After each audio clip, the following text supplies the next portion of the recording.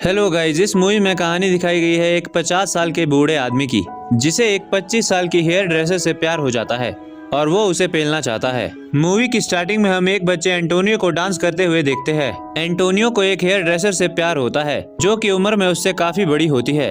उसको देखने के लिए वो अक्सर उसकी दुकान के पास जाया करता था।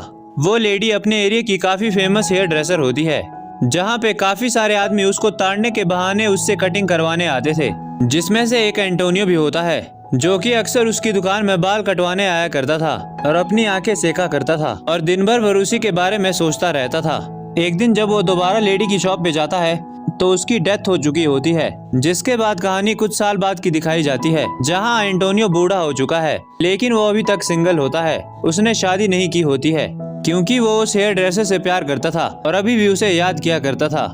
जहाँ पे एंटोनियो के एरिया में एक नई हेयर ड्रेसर की शॉप खुलती है और वहाँ एक बहुत ही खूबसूरत लड़की काम करती है, और जब एंटोनियो वहाँ जाता है तो वो उस लड़की को देखता ही रह जाता है। जिसके बाद से एंटोनियो हर बार उसी के पास बाल कटवाने आया करता था और उसे ताड़ा करता था।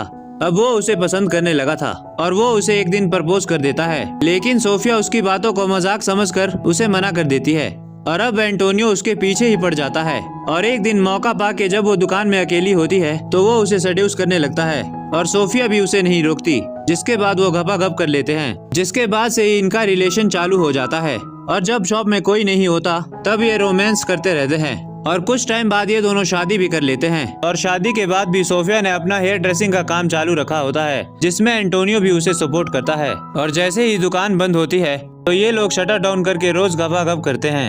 एक दिन वो दोनों पार्क में घूमने गए होते हैं, लेकिन जब वो दुकान में वापस पहुंचते हैं तो उस दिन मौसम बहुत खराब होता है और सोफिया को अचानक याद आता है कि उसने पार्क में कुछ भुला दिया है, जिसे लेने वो ऐसी बारिश में वापस जाती है। लेकिन एंटोनियो उसे रोकता है, लेकिन वो फिर भी नहीं रुकती और इतने तूफान के चलते एक पुल के ऊपर से उसका पैर फिसल जाता है, जिसकी वजह से वो पानी में डूब जाती है और उसकी मौत हो जाती है। और दूसरी तरफ एंटोनियो उसका वेट करता रहता है और इसी के साथ ये मूवी खत्म हो जाती है।